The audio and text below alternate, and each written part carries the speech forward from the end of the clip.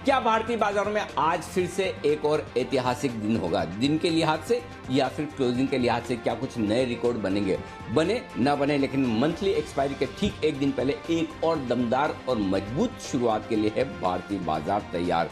शुरुआत के बाद क्या कैसा रहेगा, एक्शन क्या होगी, रेंज और कैसे करें आप एक्सपायरी की तैयारी, फोकस रहेगा इसी पर। स्वागत है आप सबका शेयर बाजार लाइव में। नमस्कार, मैं हूं अनिल सिंह जी।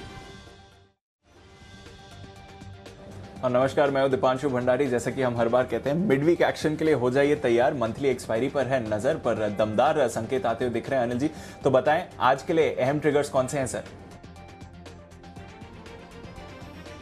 शुरुआत दीप ग्लोबल मार्केट्स के संकेतों के साथ करेंगे और वहां से भरपूर तेजी के संकेत आते दिख रहे हैं। अमेरिका में लगातार तीसरे दिन तेजी होती दिखी है। S&P और साथ ही साथ नैस्डैक दोनों ने फिर से बनाए नए रिकॉर्ड। और अगर आप लोगों को देखना हो तेजी का माहौल, तो आप इससे अंदाजा लगा सकते हैं कि दायरा भले सीमित रहा हो, लेकिन मजबूती के साथ कारोबार होता हुआ दिखा है। कच्चा तेल 3% उछलकर फिर से $71 के ऊपर निकलता हुआ दिखा, तो क्षणिक खुशी थी थोड़ी समय के लिए कि कच्चा तेल $67-66 के आसपास आ गया, लेकिन टिका नहीं। वापस से बेहतरीन रिकवरी कच्चे तेल में भी आती हुई दिख रही है। वित्त मंत्री जी 2 दिनों के दौरे पर मुंबई में हैं। कल काफी ढेर सारी मीटिंग्स की और आज सरकारी बैंकों के प्रमुखों के साथ उनकी है मीटिंग और दोपहर 1:30 बजे प्रेस कॉन्फ्रेंस में वित्त मंत्री जी बात करेंगी, जिन पर रहेगी नजर और सीधे लाइव आप देखिएगा इसे जी बिजनेस पर। इसके साथ साथ दिल्ली में एक और अहम बैठक है कैबिनेट और CCA की, इस पर भी रहेगा हमारा ध्यान। कहीं कुछ बड़े डेवलपमेंट, कुछ बड़ी घोषणाएं अगर वहां से आती है तो ये है आपके लिए आज के ट्रिगर्स दीप। बिल्कुल सर, तो ढेरों ट्रिगर्स हैं जहां पर हमें रखनी है नजर, और आज का भी ट्रेड सेटअप समझना है सर। क्या स्ट्रैटेजी है आपकी एक्सपायरी से एक दिन पहले? पर आज का सेटअप समझें उससे पहले कल जो एक्शन हुआ, और स्पेशली कल क्लोजिंग में आपने एक बड़ा इंटरेस्टिंग कमेंट किया था सर। जब मैं पूछ रहा था कि इस रिकवरी पर भरोसा करें या नहीं, क्या स्ट्रैटेजी होनी चाहिए, तो आपने कहा था कि एक दिन की रिकवरी या एक दिन के बाउंस बैक में हल्का नहीं होना चाहिए, थोड़ी और स्ट्रेंथ आपको आते हुए दिख सकती है। जरा उस पर क्लैरिफाई करें सर, कि जो आपने कहा था कि एक दिन की रिकवरी पर और भरोसा करना चाहिए। उसकी वजह यह है दीप कि कल जो स्टेटमेंट, और मैं आपको धन्यवाद देना चाहता हूं कि बड़ा टाइमली आपने ये सवाल पूछा कि जो मिड कैप और स्मॉल कैप शेयरों में रिकवरी आ रही है उसमें क्या निकल जाए। देखिए पॉइंट क्या है, पॉइंट ये कि न तो आप एक दिन के लिए निवेश करते, न एक हफ्ते के लिए, और शायद नहीं महीने भर के लिए। हो सकता है पिछले कुछ समय में, स्पेशली अप्रैल के बाद से जिस तरह की मिड कैप और स्मॉल कैप शेयरों में अंधाधुंध तेजी हुई है, उसको देखते हुए काफ़ी इन्वेस्टर्स अपने आप को लॉन्ग टर्म इन्वेस्टर मानने लगे कि हम अगर महीने भर से ज़्यादा के लिए निवेश कर रहे हैं यानी कि लॉन्ग टर्म है, और उससे कम है तो हम शॉर्ट टर्म है। लेकिन बाजार के मूड माहौल के साथ में, शेयरों के उतार चढ़ाव के साथ में निवेश की परिभाषा बदलती नहीं है।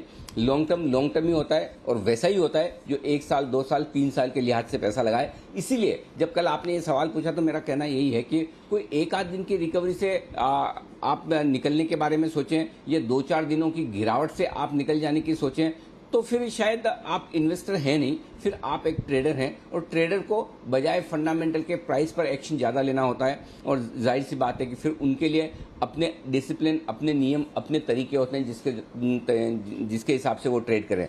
लेकिन मेरा ये समझना है इन्वेस्टर्स के लिए, अब मैं एग्जांपल देता हूँ, और मैं लगातार पिछले हफ्ते, इस हफ्ते हम दीप ये बात लगातार कर रहे हैं कि सारे अच्छे स्टॉक्स, क्वालिटी स्टॉक्स, और कई बार मुझे लोग ट्विटर पर पूछते भी हैं, हम हर एक ट्विटर की या सोशल मीडिया पर हर एक सवाल का जवाब देना संभव नहीं है, प्रैक्टिकली इतना समय होता नहीं है।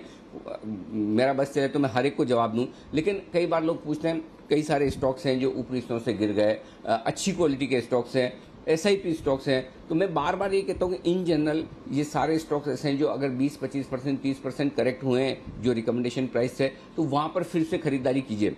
मसलन आप देखिए कई सारे मेटल स्टॉक्स हैं, JSL, हिसार वगैरह, ये इस तरह के स्टॉक्स में एक एक दिन में 10-10, 15-15, 20-20% वापस चल गए। कई सारे शुगर स्टॉक्स हैं जो भाग गए। तो अगर आप अच्छी क्वालिटी के स्टॉक्स में हैं और बाजार के मूड माहौल के साथ करेक्शन आया, तो वो निचले स्तरों पर आपको खरीदारी का मौका देता है, पहली बात। दूसरी बात, अब एक ही दिन की रिकवरी में अगर आप फिर से छोड़ देंगे और फिर से यहाँ से स्टॉक अगर 10, 15, 20% और बढ़ गए और बढ़ेंगे भी, तो फिर आपको यही लगेगा, अरे ये क्या हो गया, मैं तो फिर से जल्दी निकल गया, इतना मैंने लिया था, नीचे का भाव भी देखा, फिर भाव आया, मैंने तो तुरंत ही छोड़ दिया, रखा होता तो और प्रॉफिट हो जाता। तो ये मतलब ये जो है ना, ऊपर खरीदने का रिग्रेट, जल्दी बेचने का रिग्रेट, इसका कोई सॉल्यूशन और समाधान है नहीं। इसका सॉल्यूशन और समाधान एक ही चीज में है, व्यू लॉन्ग टर्म रखना है, क्वांटिटी कम रखनी है, माइंडसेट इन्वेस्टर का रखना है, तो आप भरपूर मुनाफा बना पाएंगे। और मैं लगातार पिछले हफ्ते की गिरावट में इस हफ्ते में यही कह रहा हूं, हर एक मिड कैप स्टॉक्स में जो आपने खरीदारी की है आप आराम से होल्ड करें। हो सकता है आपको 2-4 हफ्ते का वक्त लगे, हो सकता है आपको अगस्त मुश्किल से निकालना पड़े, सितंबर में आपको फिर से मिड कैप शेयरों में बाहर आती हुई दिखेगी, अक्टूबर में जब इनके रिजल्ट्स आएंगे और इस बार फिर से मिड कैप कंपनियों के रिजल्ट्स दमदार रहेंगे, तब आपको अच्छा एक्शन आता हुआ दिखेगा और तब आप धीरे धीरे प्रॉफिट बुक करिए।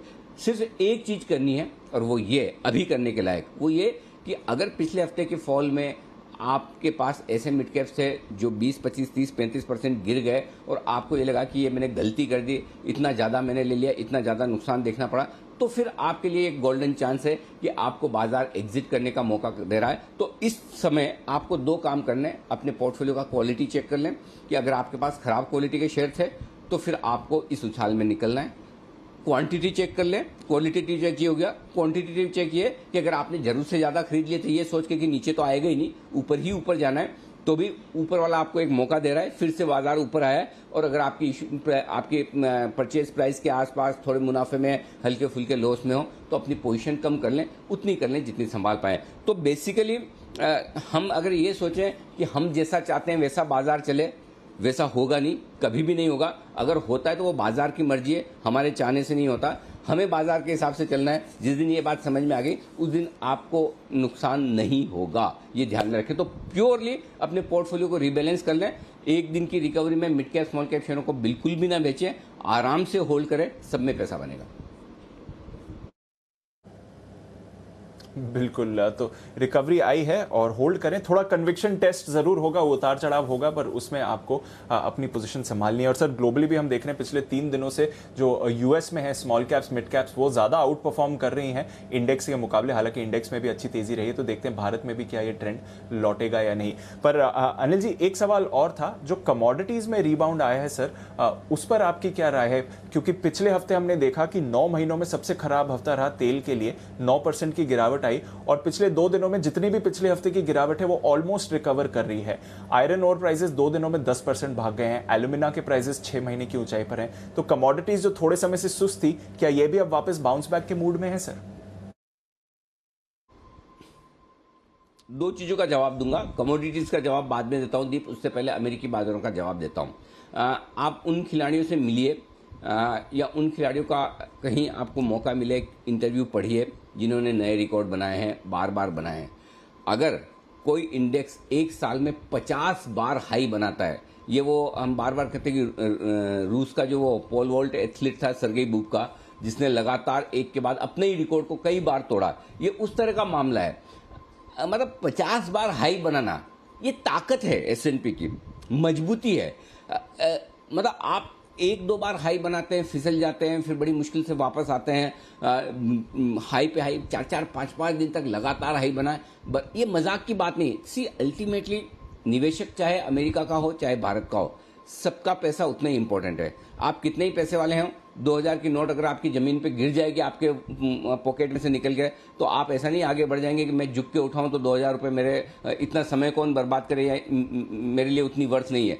वो गिरेगी तो आप उठाएंगे। हर एक इन्वेस्टर के लिए हर एक पैसा उतना ही इंपॉर्टेंट होता है, चाहे वो यहाँ का इन्वेस्टर हो चाहे वहां का इन्वेस्टर हो। और जब वहां के इन्वेस्टर इतने कॉन्फिडेंस के साथ लगातार पैसा लगा रहे हैं और वहां के बाजार हाई पर हाई बना रहे हैं, तो ये कोई मजाक की बात नहीं है और ये कोई छोटी बात नहीं है। इसलिए मैं कहता हूं कि ग्लोबली, और दूसरी तरफ आप देखिए वहां का जो Russell 2000 mid cap small cap शेयरों का जो इंडेक्स है, वहां पर जिस तरह की स्मार्ट रिकवरी हुई है, मतलब एक बार ऐसा लगा कि वो भी कहीं करेक्शन मूड में चला जाए 8-10%, 9-10% गिरने के बाद, लेकिन वहां से भी पिछले 3-4 दिनों से ब्रॉड बेस रैली होती दिख रही है। तो पिछले 3-4 दिनों में लाइफ हाई बनने की इंपॉर्टेंस तो है ही कि एस&पी और नैस्डैक दोनों बना रहे हैं, लेकिन उससे ज्यादा इंपॉर्टेंस दीप इस बात की है कि ब्रॉड बेस रैली होती दिख रही है। ऐसा कम देखने को मिलता है कि तीनों ही इंडेक्स एक साथ भागे, चारों ही इंडेक्स एक साथ भागे और ब्रॉडर मार्केट का पार्टिसिपेशन आता हुआ दिखे। और इसीलिए आज से कल का सेशन हमारे यहाँ क्वालिटी वाइज सबसे बढ़िया था, क्योंकि कल के इंडेक्स में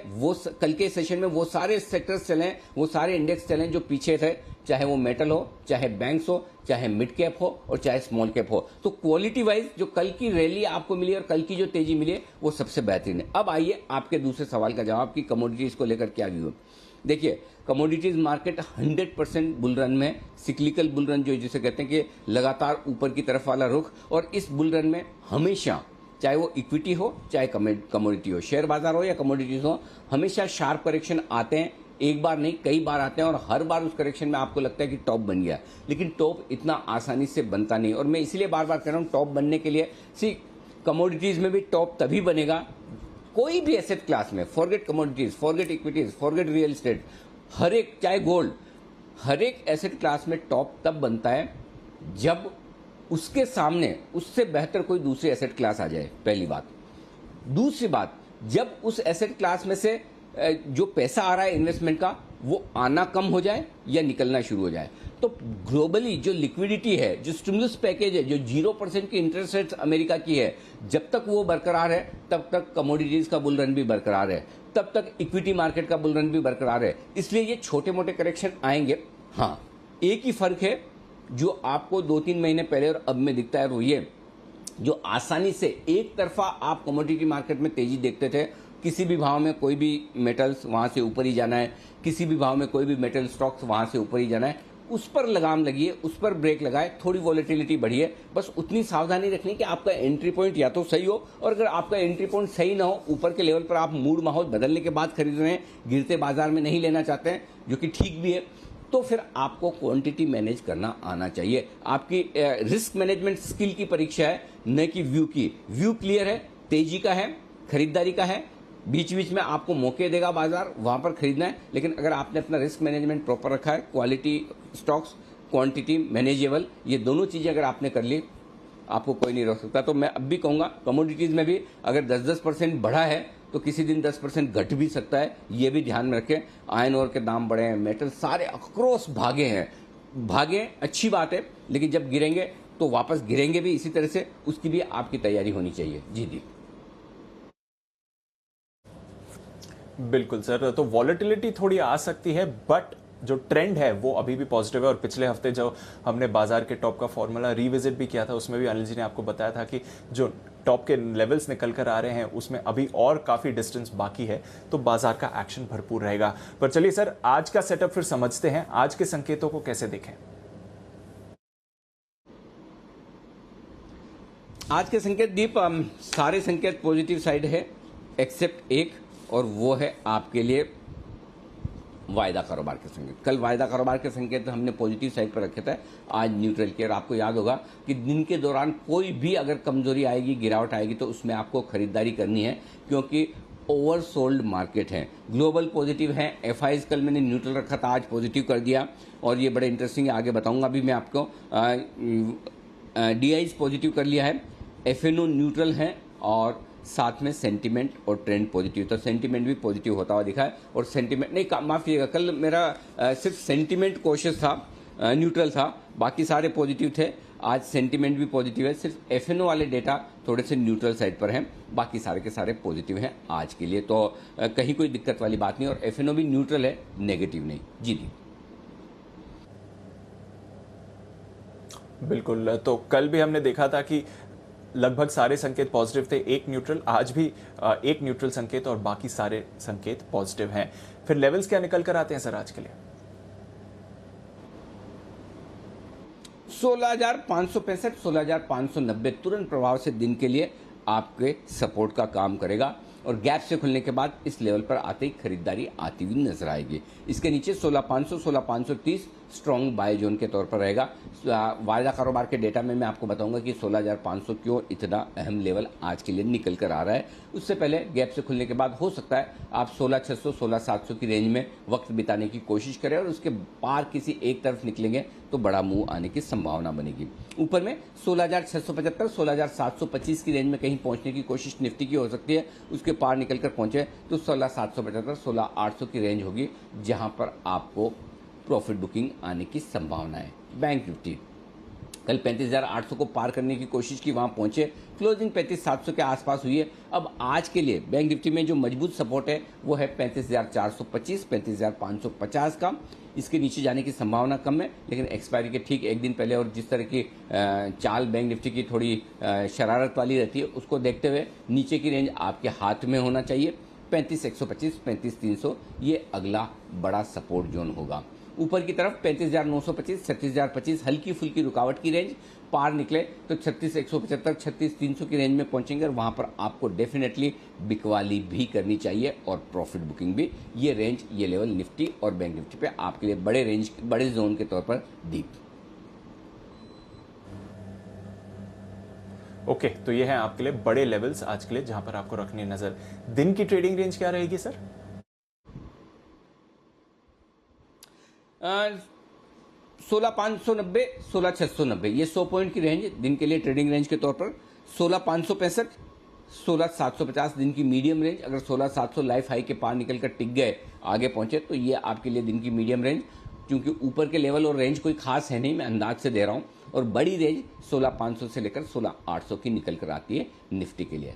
बैंक निफ्टी 35,550, 35,975 दिन की छोटी रेंज है। बेसिकली 35,500, 36,000 समझ लीजिए ब्रॉडली। इस रेंज में 500 पॉइंट की रेंज में ट्रेड करेंगे पहले हम। इसके पार निकले तो 35,425, 36,175 दिन की मीडियम रेंज के तौर पर गिन लीजिए। और 35,300 से लेके 36,300 के आसपास की निकलती है। मैंने 50 पॉइंट नीचे रखा है, 36,250। ये बैंक निफ्टी के लिए बड़ी रेंज के तौर पर आप देखिए। ये सारे रेंज है दिन के लिए जिस पर आपको करना है फोकस। अब आइए एफआईज के डेटा। एफआईज की इंडेक्स लॉन्ग पोजीशन 63% से बढ़कर 2% बढ़ी है, 65%। और अच्छी बात यह कि इंडेक्स में एफआई ने लॉन्ग पोजीशन बनाई है।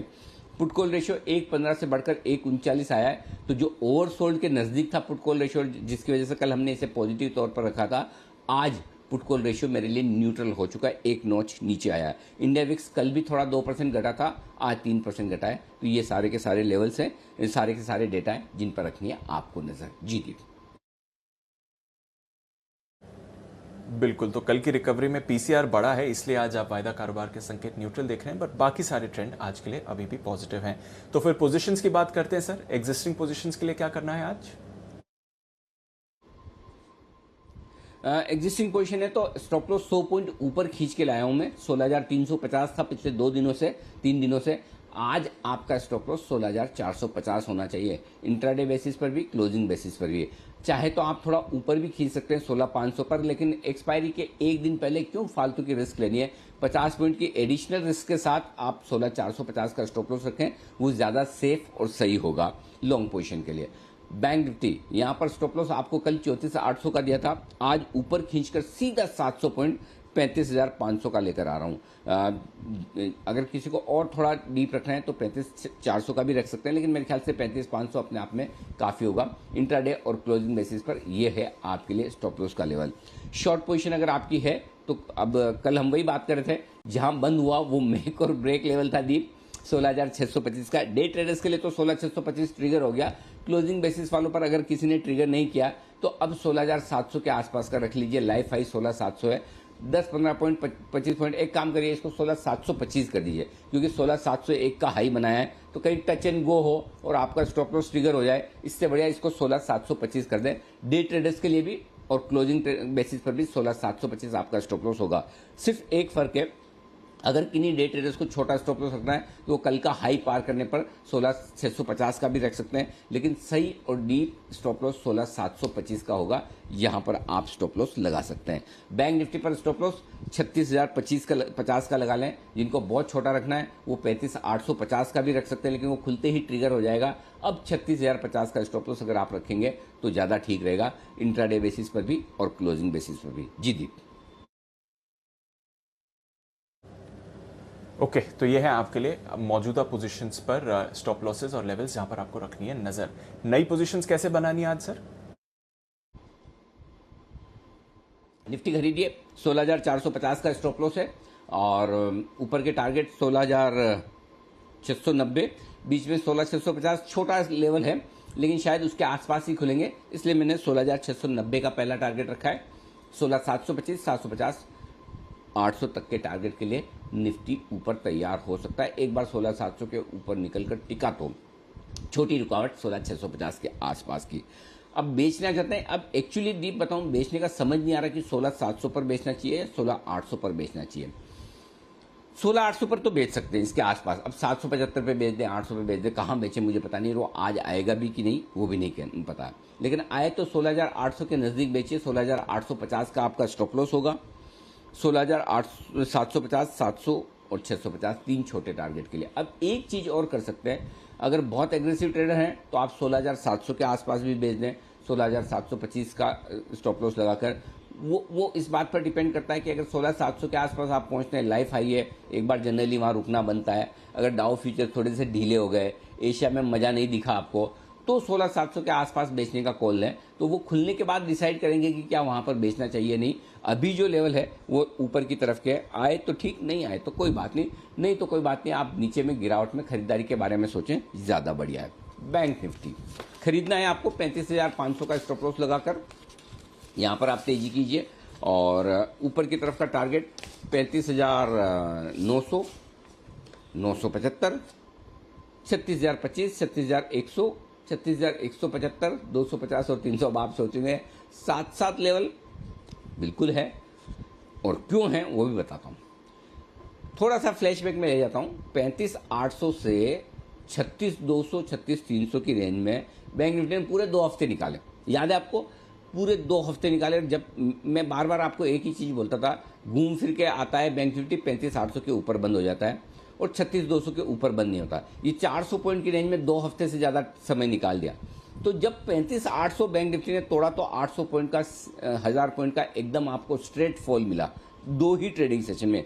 नहीं याद आ रहा हो तो थोड़ा फ्लैशबैक में जाकर देखिए, सारे डेटा आपके सामने आ जाए।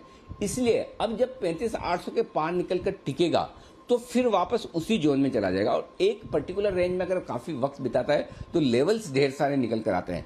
कभी कभी उस रेंज में वक्त नहीं बिताता, बड़े मुंह आते हैं तो लेवल्स कम होते हैं। तो चूंकि हमने 2 हफ्ते से ज़्यादा का वक्त ऑलरेडी 35,800, 36,300 की रेंज में बिताया, इसलिए आपके लिए सारे लेवल्स आ रहे हैं। अब इन सारे लेवल्स में कैसे करना है, जैसे 36,025 आ गया तो आप अपना स्टॉप लॉस 35,900 पे ले आओ।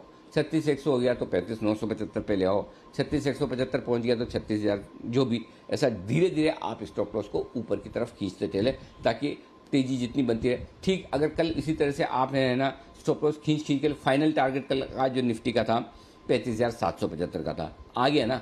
35,795 हाई बनाया बैंक निफ्टी ने, तो निफ्टी नहीं सॉरी बैंक निफ्टी 35,775 का हाई जो लेवल था 35,795 का हाई बनाया। तो अगर आप स्टॉप लॉस ट्रेल करते चलेंगे तो मैक्सिमम बेनिफिट ले पाएंगे। और दूसरा तरीका ये, ठीक है भाई जहाँ मेरा लेवल आ गया तो मैं बेच दूंगा, तो ये आपके लिए बैंक निफ्टी। अब आइए शॉर्ट साइड पर, क्या बैंक निफ्टी शॉर्ट करना चाहिए? जी हाँ, ज़रूर करना चाहिए, बिल्कुल करना चाहिए।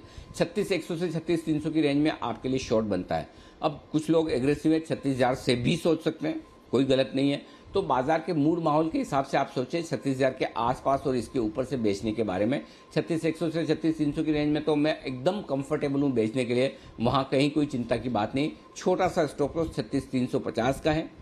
36,025, 35,925, 35,875, 35,800, 35,725, ये हैं वो सारे टारगेट्स जिसके लिए इस रेंज में करनी है आपको बिक वाली। जी दीप। ओके तो ये है आपके लिए सारे के सारे लेवल्स जहां तक नई पोजीशंस का सवाल है। इंटरेस्टिंग डे होना चाहिए आज ट्रेड के लिए।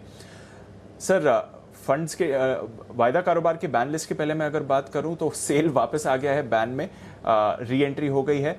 Out of ban Sun TV आते हुए दिखा, जैसा हम कल बात भी कर रहे थे। कैनरा बैंक, एनएमडीसी और वोडाफोन बैन में अभी भी बने हुए, तो 4 स्टॉक्स हैं बैन में। सन टीवी आ गया है बैन से बाहर। अच्छा सर, अब फंड्स का डेटा समझाइए, क्योंकि काफी इंटरेस्टिंग दिखा है। स्टॉक फ्यूचर्स में एफआईएस की अच्छी खरीदारी रही है, कैश में करिए बिक वाली, पर कल डीआईएस ने लगातार फिर से अच्छी खरीदारी का फिगर आते हुए दिखा है, काफी बड़ी खरीदारी है, कैसे देखें इसे? देखो दीप, ऐसा है ना, घरेलू फंड अगर खरीदारी कर भी रहे हैं तो उसकी क्रेडिट भी आपको, मुझे और हमारे सारे दर्शकों जैसे जो लाखों करोड़ों इन्वेस्टर्स हैं उनको भी जानी चाहिए। तीसरी महाशक्ति या तो सीधे तौर पर पैसे लगा रही है बाजार में या फिर इनडायरेक्टली म्यूचुअल फंड के जरिए, करेक्ट? तो है तो रिटेल का ही पैसा, ज़्यादातर डोमेस्टिक इंस्टीट्यूशन में, थोड़े बहुत हैं जो इंस्टीट्यूशनल पैसा अलग से रखते हैं, बट मैक्सिमम तो रिटेल का ये जो म्यूचुअल फंड के जरिए आ रहा है, राइट? ऐसे में 2380 करोड़ की खरीदारी का बड़ा आंकड़ा है। लगातार दूसरे दिन दीप देखिए आपको बड़ा आंकड़ा देखने को मिला है। नहीं तो आमतौर पर घरेलू फंड आराम से धीमे धीमे लगाते हैं, ऐसा कोई हड़बड़ी नहीं। कल 1450 करोड़, आज 2380 करोड़। 2 दिनों में आप देखिए लगभग 3800 करोड़ के आसपास का खरीदारी का आंकड़ा मजबूत है, कम देखने को मिलता है। पहली चीज़ तो ये डेटा बहुत मजबूत है और इसी के दम पर मैं फिर से कहूँगा कि आज के सेशन में दीप अगर सबसे बड़ा पॉजिटिव है, ग्लोबल मार्केट से भी ज़्यादा पॉजिटिव आपके लिए बड़ा ये है कि घरेलू फंड और एफआईज दोनों की तरफ से खरीदारी। आज फिर से मैंने एफआईज की तरफ से खरीदारी का आंकड़ा मैंने पॉजिटिव व्यू रखा है। कल भी आप देखिए, कल 1363 करोड़ की एफआईज ने बिकवाली की थी कैश में, आज उससे ज़्यादा की है 1645 करोड़ के। लेकिन फिर भी डेटा कल से आज बेहतर है। क्यों? 1102 करोड़ के इंडेक्स खरीदे और इंडेक्स में लॉन्ग पोजीशन बनाई है, सिर्फ शॉर्ट कवरिंग नहीं है, लॉन्ग पोजीशन बनी है इंडेक्स में। तो इस लेवल पर इंडेक्स में लॉन्ग किया जा रहा है। 2400 करोड़ के स्टॉक फ्यूचर्स खरीदे हैं, तो 1650 करोड़ की कैश में बिकवाली, उसके सामने 750 करोड़ का एक्स्ट्रा स्टॉक खरीदना, 1100 करोड़ का इंडेक्स खरीदना, यानी कि 1800 और 1850 करोड़ की डायरेक्शनल खरीदारी एफआईज की तरफ से और 2400 करोड़ की खरीदारी आपके लगभग घरेलू फंड की तरफ से। इससे बढ़िया डेटा अगर किसी को उम्मीद है तो फिर वो जरूर से ज़्यादा है। इससे ज़्यादा मैं तो कभी उम्मीद नहीं करता। मेरे लिए तो ये भी उम्मीद से काफ़ी ज़्यादा है, काफ़ी बढ़िया है। ऑप्शंस बेचे 5124 करोड़ को इग्नोर कर लीजिए, देखिए अभी एक्सपायरी के पहले के एडजस्टमेंट्स होते हैं वो है। तो ओवरऑल एफआईज की तरफ से और घरेलू फंड्स की तरफ से डेटा बहुत बहुत बहुत मजबूत है। और अगर दिन के दौरान कोई भी एक फॉल मिलता है, जो आपको कल भी मिला, परसों भी मिला, हो सकता है आज भी मिले, वहाँ पर आपको खरीदारी करनी है। जहाँ अब वो लेवल 16590 होगा, 565 होगा, 530 होगा या 500 होगा, ये नहीं पता। इन चारों में से कोई न कोई एक लेवल ऐसा होगा जहाँ से बाजार घूमने की कोशिश करेगा। ये लेवल कब और कैसा होगा वो डिसाइड हम खुलने के बाद करेंगे या 9:08 पर करेंगे कि कहाँ खुल रहा है। लेकिन इन लेवल्स में कहीं भी आपको मौका मिलता है, वहाँ पर 100% दिन के दौरान एक झटका अगर बाजार देता है, एक हल्का फुल्का करेक्शन दिखाता है, वहाँ पर इस रेंज में आपको खरीदारी करनी ही करनी है। ये ध्यान में रखिए, डेटा बेहद मजबूत है जी। बिल्कुल सर, तो ये है आपके लिए इंपॉर्टेंट लेवल्स भी जहां पर आपको रखनी है नजर। कोई इंपॉर्टेंट लेवल बैंक निफ्टी के लिए भी जो निकल कर आए सर? दीप देखिए, पहले तो निफ्टी पे 16,500 मजबूत सपोर्ट का काम करेगा। 68 लाख शेयरों का ओपन इंटरेस्ट है वहाँ पर और हाईएस्ट है। तो आपके लिए एक्सपायरी के पहले अब 16,500 के नीचे जाकर बंद होना बहुत मुश्किल नज़र आता है, अनलेस कि ग्लोबली बहुत कुछ खराब हो जाए। उससे पहले 16,600 आपके लिए मेक और ब्रेक लेवल होगा नीचे की तरफ। 36 लाख शेयर वहाँ पर भी जुड़े हैं, छोटा है लेकिन 26 लाख शेयरों का इंट्राडे में कल जो ओपन इंटरेस्ट बढ़ा है वो पुट राइटर्स को वहाँ होल्ड करने की कोशिश करेगा। ऊपर में 16,600 16,700 हल्की फुल्की रुकावट का लेवल है। 47 लाख शेयर हैं, लगभग हाईएस्ट ओपन इंटरेस्ट के बराबर है 16,700 पे। तो ब्रॉडली आपके लिए शुरुआत में 16,600 16,700 की रेंज हो सकती है। 16,500 बेहद स्ट्रॉन्ग सपोर्ट है। ये आपके लिए एक्सपायरी तक की व्यू के लिहाज से। बैंक निफ्टी 35,500 आपके लिए तुरंत प्रभाव से बड़े सपोर्ट का काम करेगा, जहां 18 लाख शेयरों का ओपन इंटरेस्ट है पुट में और 13 लाख शेयर कल ही जुड़े। तो बैंक निफ्टी में 35,500 के नीचे ही कमजोरी का संकेत आएगा। तो 200 पॉइंट कमजोर हो भी जाएं तब भी कोई डरने घबराने की जरूरत नहीं। और 36,000 के ऊपर फ्रेश खरीदारी या बड़ी तेजी बनेगी। अदरवाइज बैंक निफ्टी भी 35,500 36,000 की रेंज में वक्त बिताने की कोशिश करेगा। ये डेटा आपके लिए निफ्टी और बैंक निफ्टी पर। जी दी, क्लियर है सर। तो चलिए, ये है आपके लिए आज के सारे लेवल्स, इंपॉर्टेंट रेंज और अहम लेवल्स जहां पर आपको रखनी है फोकस। आइए जानते हैं फिर कौन से हैं खबरों वाले शेयर्स आज के, और साथ ही कुछ ब्रोकरेज रिपोर्ट्स भी। वरुण, देवांशी और साथ ही मानसी हमारे साथ हैं तैयार। वरुण, गुड मॉर्निंग, बताएं आज के ट्रिगर्स और खबरें कौन सी हैं? गुड मॉर्निंग जी। तो ट्रिगर से शुरुआत करते हैं और यहाँ पे सबसे पहले तो कावेरी सीड्स बायबैक में यहाँ पे बोर्ड की बैठक है। देखना होगा कि इस तरह का बायबैक का प्राइस निकल के आता है। फिलाटेक्स इंडिया बोर्ड बैठक में प्रेफरेंशियल इशू पे विचार करने वाला है। इसके अलावा बोरोसिल रिन्यूएबल्स पूंजी जुटाने पे बोर्ड की बैठक है। वित्त मंत्री निर्मला सीतारमण की सरकारी बैंक्स के सीईओ के साथ एक बैठक है। 10:15 साढ़े 10 बजे के आसपास ये बैठक होने वाली है, तो यहाँ पे नजर रखिएगा। साथ ही साथ 1:30 बजे ये मुंबई में प्रेस कॉन्फ्रेंस भी करेंगी, तो इस पे भी हमारी नजर होगी। एक नतीजा आया है आफ्टर मार्केट आईटीडीसी का। नो डाउट अभी भी कंपनी लॉसेस कर रही है, लेकिन लॉसेस कम हुए हैं। अगर आप लॉसेस देखेंगे तो 13 करोड़ से घट के 3 करोड़ पे आए हैं। एबिटा फ्रंट पे भी 15 करोड़ से घट के लॉस जो है वो 1.7 करोड़ पे आया है। सेल्स में करीब 46.6% के आसपास की बढ़ोतरी हुई है, 44 करोड़ के आसपास आया है। तो घाटा अभी भी है, हालांकि घाटा थोड़ा कम हुआ है। ओके तो ये है आपके लिए कुछ ट्रिगर्स और आईटीडीसी कमजोर नतीजे आते हुए दिखे हैं। आइए देवांशी से भी जाने। गुड मॉर्निंग देवांशी, कुछ नतीजे और खबरें आपके पास भी हैं, बताइए। Good morning Deepanshu. जिलेट के नतीजे कमजोर आते हुए दिखे हैं। इनकी जो बिक्री है इस बार 24% से बढ़ते हुए दिखी है, लेकिन इनका कामकाजी मुनाफा पे दिखा है। साथ ही मार्जिन्स में बड़ी गिरावट देखने मिली है, 23% से घटकर करीब 12% के मार्जिन्स कंपनी ने क्लॉक इन किए हैं। मुनाफा इस बार 38% तक कम होता हुआ दिखा है। साथ ही कंपनी ने डिविडेंड का ऐलान किया है 36 रुपए प्रति शेयर के भाव पर। इसके साथ ही बैंक ऑफ इंडिया यहाँ पे आप नजर रखिए, क्योंकि कई रिपोर्ट सजेस्ट करते हुए दिख रहे हैं कि क्योंकि कंपनी ने अपना रोड शो कंप्लीट किया था सोमवार को, इसी के चलते अब आने वाले समय में QIP बैंक लॉन्च करते हुए दिखेगी। 3000 करोड़ रुपए जो पूंजी है वो जुटाने की योजना बैंक की तरफ से बन रही है। कैनरा बैंक अच्छी खबर आ रही है। राकेश झुनझुनवाला ने बैंक में करीब 1.59% हिस्सा खरीदा है। QIP सोमवार को बंद होता हुआ दिखा था और इसी के चलते आप देखिए जो सरकार का हिस्सा है वो भी इस बैंक में कम हुआ है। 69.33% था, वहां से घटकर 62.93% हो चुका है। फोर्टिस हेल्थ केयर, यहाँ पे भी राकेश झुनझुनवाला ने हिस्सेदारी लगातार बढ़ाई है। अब देखिए जून से लेके अब तक में अगर आप देखते हैं तो इनकी जो हिस्सेदारी है वो लगातार बढ़ी है। 5.47% का इनका कुल हिस्सा अब बनता हुआ दिखा है, जो कि पहले 4.31% था। तो इस पर भी आपको नजर रखनी है। 20 to 24 अगस्त के बीच में जो राकेश झुनझुनवाला और साथ ही PAC हैं, इन्होंने करीब 41.86 लाख शेयर्स खरीदे थे।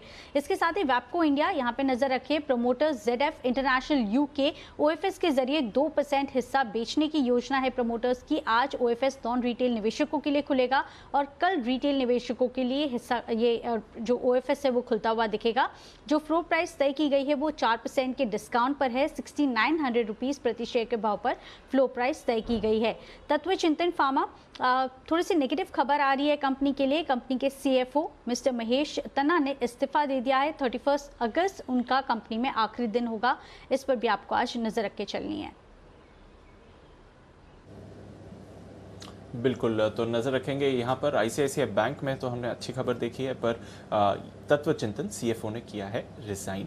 आइए जानते हैं मानसी के साथ, वरुण के साथ कुछ और खबरें। वरुण बताएं, आपके पास और कौन सी खबरें हैं? डेफिनेटली दीप, कल आपको याद होगा भारतीय एयरटेल वीडियोकॉन की जो AGR मामला है उस पर कल सुनवाई थी। तो यहाँ पे भारतीय एयरटेल को सुप्रीम कोर्ट से राहत मिली है, जहाँ पे अगले एक हफ्ते तक DOT जो है इस कंपनी की बैंक गारंटी जो है उसको जब्त नहीं कर पाएगी। ये राहत कंपनी को मिली है। साथ ही साथ वीडियोकॉन AGR बकाया पर रोक की याचिका जो थी एयरटेल की, उसको खारिज कर दिया गया है। अब भारतीय एयरटेल जो है वो telecom dispute settlement and appellate tribunal में जाके यहाँ पे अपील करेगी।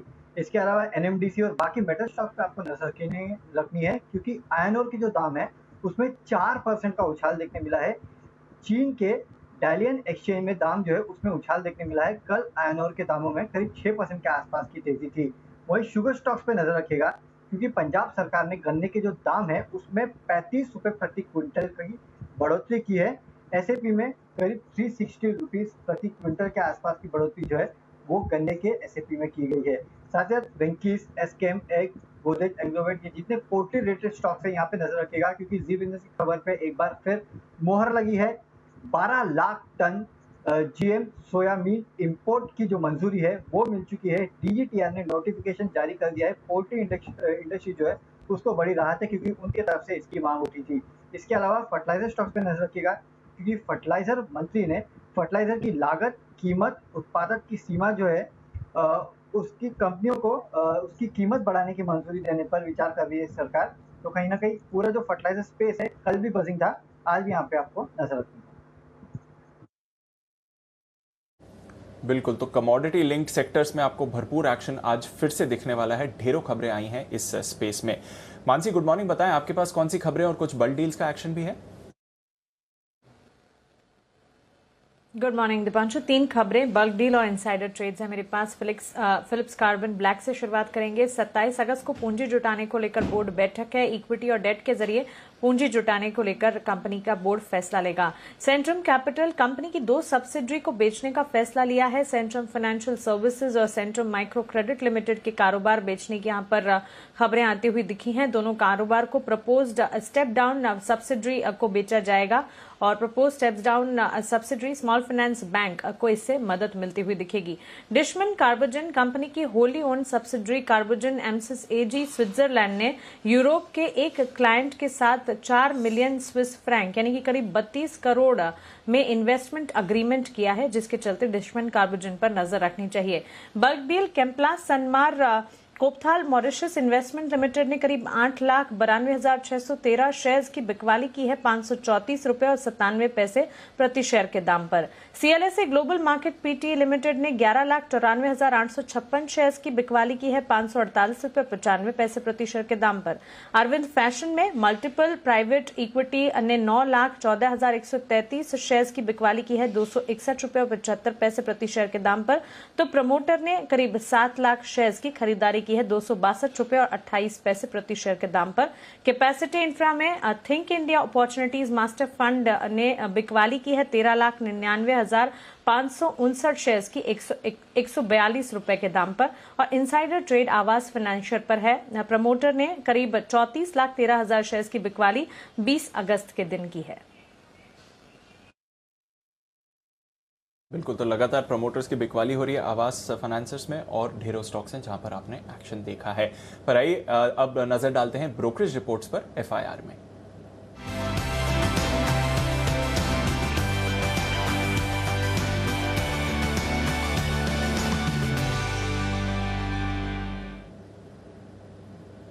गुड मॉर्निंग आशीष, बताइए आज की रिपोर्ट्स क्या कहती हैं?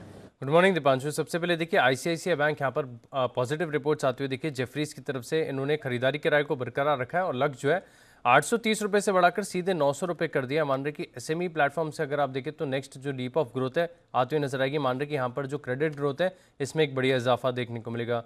बर्नस्टीन ने भी आईसीआईसीआई बैंक पर रिपोर्ट निकाली, आउट परफॉर्म की रेटिंग को बरकरार रखा है 790 रुपये के लक्ष्य के लिए। इसके अलावा गुजरात गैस यहाँ पर नजर रखिएगा, सिटी की तरफ से अच्छी रिपोर्ट है, ये खरीदारी किराए को बरकरार रखा है और लक्ष्य जो 820 से बढ़ाकर 850 कर दिया। इन्होंने कह रहे हैं कि जो इंडस्ट्रियल पीएनजी सेगमेंट में कीमतें बढ़ाई हैं इसका फायदा आगे जाकर आपको मार्जिन्स पर देखने को मिलेगा।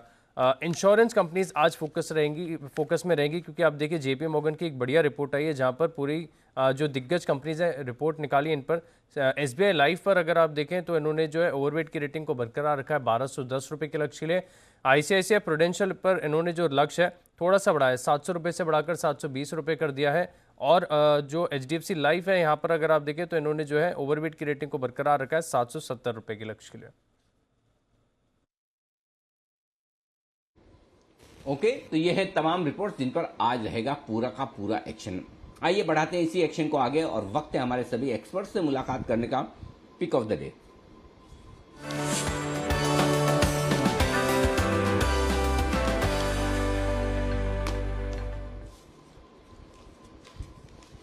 बंसल जी सुप्रभात, करिए शुरुआत।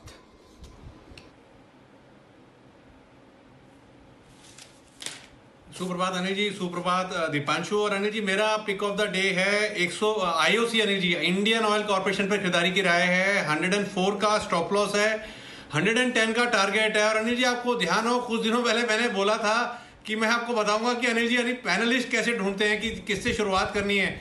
तो अनिल जी मेरी रीडिंग ये है कि जो मतलब कि व्यक्ति जब आप आते हैं कोई बाल ठीक कर रहा है, शर्ट ठीक कर रहा होता है तो आप उसी को पकड़ते हैं। मैं रेडी नहीं था, मैं कॉलर को ठीक कर रहा था और इतने में आपने मेरे पे फायरिंग करी। तो अनिल जी मेरी रिसर्च ये है कि जो भी व्यक्ति रेडी नहीं होता है आप उससे शुरुआत करते हैं।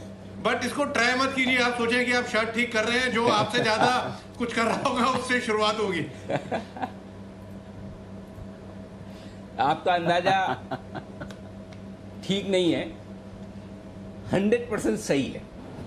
बिल्कुल ठीक है, बिल्कुल सही कह रहे हैं कि जहां भी मुझे थोड़ा सा मामला ढीला ढाला नजर आता है ताकि क्या है पूरा का पूरा पैनल, मैं, दीप, हमारे दर्शक भी, सारे लोग, सिर्फ एक्सपर्ट्स नहीं, सब लोग फुली अलर्ट रहे। ये मतलब इसको आप वैसा क्या कहना चाहिए, इसे पूजा समझे, धर्म समझे, जो भी समझे, जो प्रोफेशन में आप हैं, जिस बिजनेस में आप हैं, उसे आप पूरी अगर मतलब वो जोश और जुनून के साथ में करेंगे, उत्साह के साथ में करेंगे अलर्ट रहकर करेंगे तो उसके रिजल्ट्स अलग होंगे। इसलिए मैं खुद भी अलर्ट रहना चाहता हूँ और सबको देखना भी चाहता हूँ। तो बंसल जी, आपका ऑब्जर्वेशन 100% सही, 100 में से 100 मार्क्स ही दे पाऊंगा, इससे ज़्यादा नहीं। आइए कुणाल जी के साथ अब लेते हैं उनकी पिक। बताएं सर, गुड मॉर्निंग।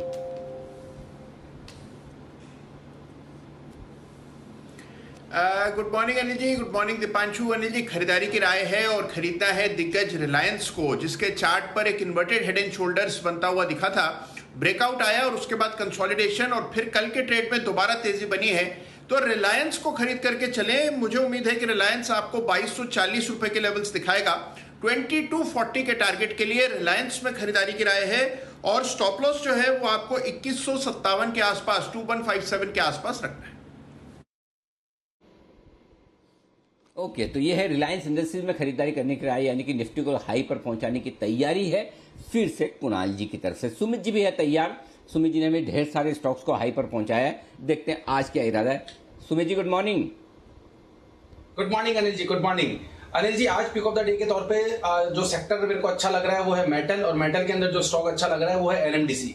एक गिरावट के बाद एनएमडीसी के अंदर अब वापस से अपसाइड मूव कल रिज्यूम हुआ है। कल स्टॉक ने लोअर लेवल से एक अच्छी कैंडल फॉर्म करी है और मेरे को लग रहा है कि यहां से एक अच्छा ऊपर का मूव एनएमडीसी के अंदर अब देखने को मिलना चाहिए। रिस्क रिवॉर्ड रेशियो यहां पे फेवरेबल है। 147 रुपए के स्टॉप लॉस से एनएमडीसी के अंदर खरीदारी करके चलने का सलाह रहेगा। 152 154 के आसपास खरीदारी कर सकते हैं। ऊपर में टारगेट बनेंगे 160 रुपए से लेके 165 रुपए, ये इमीडिएट शॉर्ट टर्म के ट्रेडिंग के टारगेट होंगे। तो एनएमडीसी में खरीदारी करके चलने का सलाह रहेगा। 160 से 165 का टारगेट और 147 का स्टॉप लॉस। बिल्कुल, तो यहां पर खरीदारी करने की राय आपके लिए एनएमडीसी की तरफ से आती हुई दिख रही है। सिद्धार्थ सैलानी साहब भी हमारे साथ जुड़ चुके हैं। सिद्धार्थ जी नमस्कार, बताएं सर, आपने कौन सा शेयर चुना है आज? नमस्कार अनिल जी, गुड मॉर्निंग सभी को।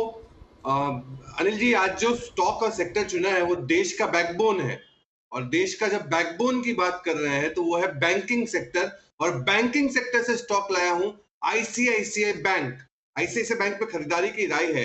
800 रुपए का टारगेट, 800 रुपीज का निवेश का टारगेट। एनआईआई ग्रोथ अगर पिछले क्वार्टर के देखे तो Q1 की तो 18%, एडवांसेस देखे तो 17%, high provision coverage, adequate capital, बहुत ही बेहतरीन बैंक प्राइवेट सेक्टर में, लीडिंग फ्रॉम द फ्रंट और देश का बैकबोन आईसीआईसीआई बैंक। टारगेट होगा 800 रुपए।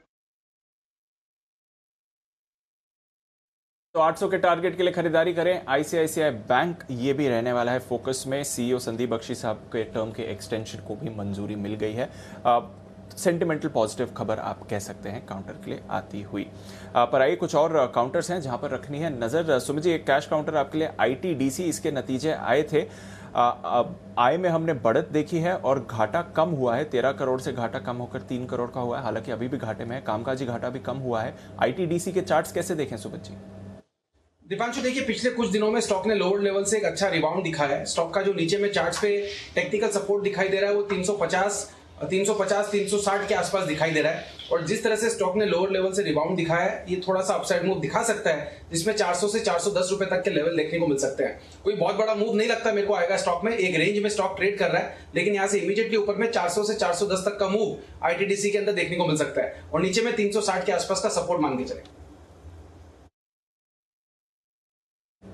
ओके, तो ये है आपके लिए आईटीडीसी। नजर रखिए इस काउंटर पर, नतीजों पर करेगा ये स्टॉक रिएक्ट करने वाला है फोर्टिस हेल्थकेयर भी, और नजर रखिए क्योंकि लगातार एक्शन में रहा है ये काउंटर, और खबर आ रही है कि राकेश झुनझुनवाला साहब ने यहाँ पर हिस्सा बढ़ाया है। 4.31% से बढ़ाकर 5.47% किया है। 20 से 24 अगस्त के बीच करीब 42 लाख शेयर्स उन्होंने खरीदे हैं। कुणाल जी, फोर्टिस हेल्थकेयर पर राय दें।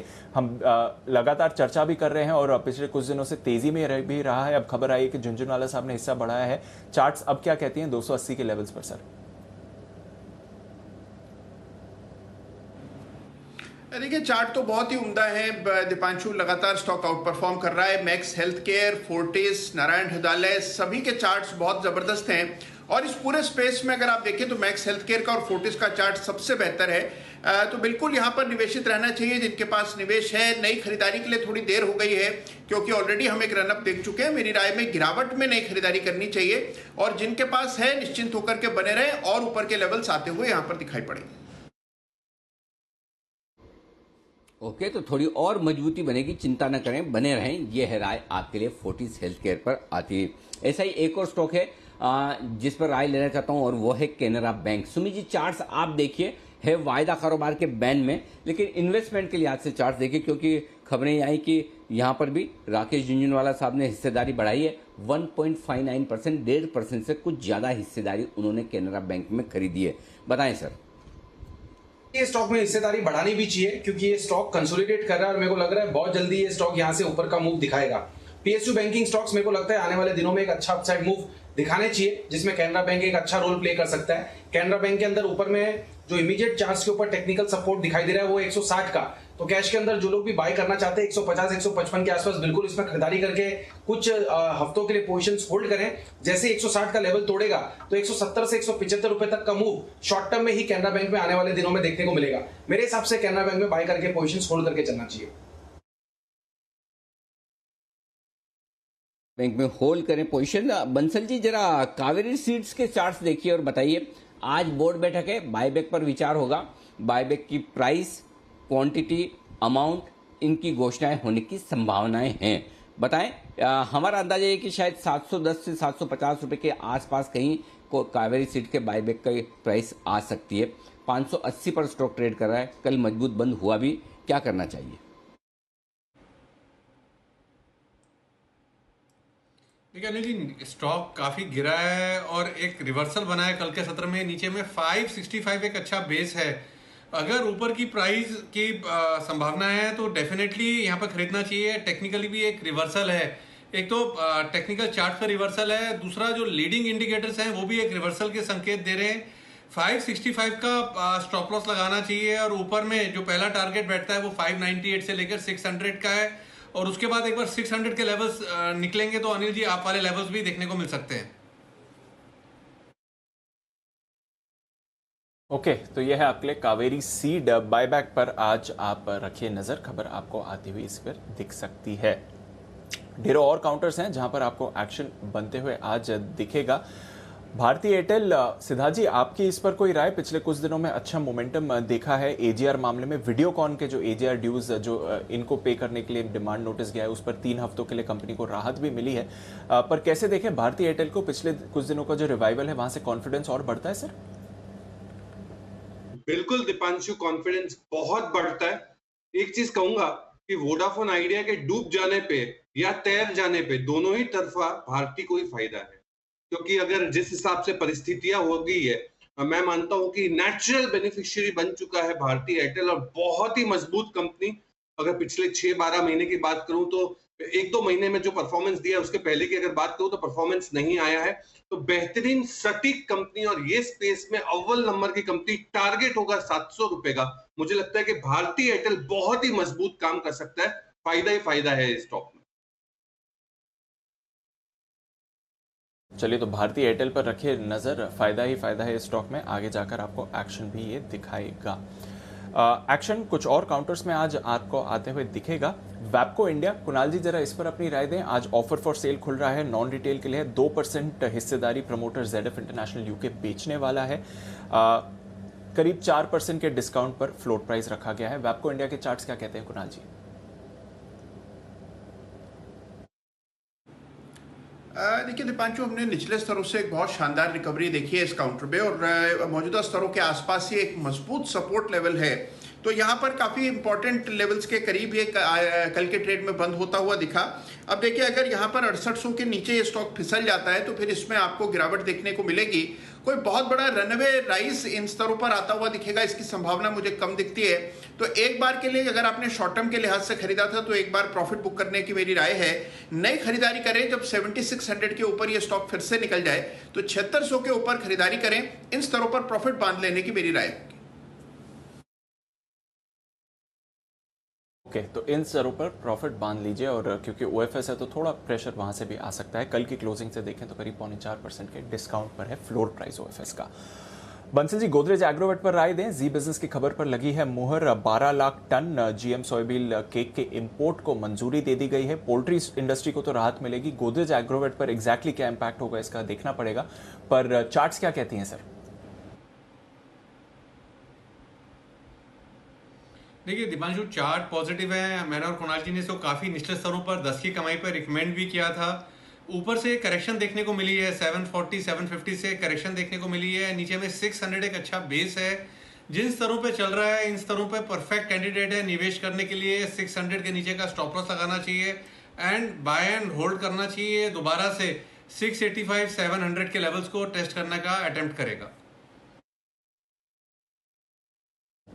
ओके, तो गोदरेज एग्रोवेट पर रखिए नजर, मोमेंटम में है और ऊपर जा सकता है। कल भी हमने देखा निचले स्तरों से रिकवर होकर सपाट बंद हुआ, बट ऑलमोस्ट डेज हाई के करीब ही क्लोजिंग देखी है इसने। Sumit ji, same trigger Venky's India के लिए भी रहेगा? वेंकीज इंडिया पर अपनी राय दें सर। दीपांशु, मेरे को लगता है ये स्टॉक के अंदर पोजीशंस होल्ड करके चल सकते हैं। वेंकीज के अंदर पिछले कुछ हफ्तों के अंदर एक अच्छा खासा गिरावट ऊपरी लेवल से देखने को मिला है, लेकिन कल की कैंडल एक स्ट्रॉन्ग कैंडल फॉर्म हुई है। स्टॉक ने लास्ट 2 दिनों के हाई भी ब्रेक किए हैं, तो नीचे में स्टॉक का जो सपोर्ट है वो 2450 के आसपास, 2425 2450 के आसपास का बनेगा। जब तक ये लेवल नहीं टूटते तब तक पोजीशंस होल्ड करें। यहां से एक बार स्टॉक ऊपर का मूव दिखा सकता है, जिसमें 2800 रुपए तक का मूव वेंकीज के अंदर इमीडिएटली शॉर्ट टर्म में देखने को मिल सकता है। ओके, तो वेंकीज इंडिया पर भी आपको रखनी है नजर, एक्शन में रहेगा ये काउंटर आज ट्रेड में। फिलिप्स कार्बन, कुणाल जी जरा इस पर अपनी राय दें। 27 तारीख को बोर्ड बैठक है, इक्विटी और डेट के जरिए पूंजी जुटाने पर फैसला लेंगे। फिलिप्स कार्बन के चार्ट्स को कैसे देखना चाहिए कुणाल जी?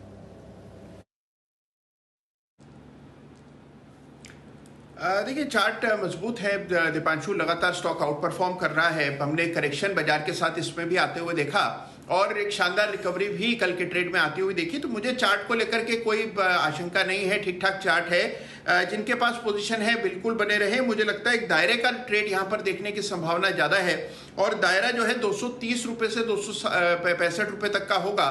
तो नीचे के लेवल्स पर खरीदें, ऊपर बेचें, ये रणनीति ठीक रहेगी। 235 के आसपास मिलता है, बिल्कुल बाय करना चाहिए और ऊपर मुझे लगता है कि 265 तक जाने की संभावना चार्ट्स पर दिखती है। ओके, तो ये है आपके लिए फिलिप्स कार्बन, रखनी है इस पर भी नजर। सिद्धार्थ जी, इंश्योरेंस स्टॉक्स पर आपने भी लगातार राय दी है। आज जेपी मॉर्गन की रिपोर्ट आई है, वैसे तो उन्होंने अपना ओवरवेट स्टांस मेंटेन करा है, पर टारगेट्स में कोई बदलाव नहीं करे हैं। तो कैसे देखें इसको सिद्धार्थ जी?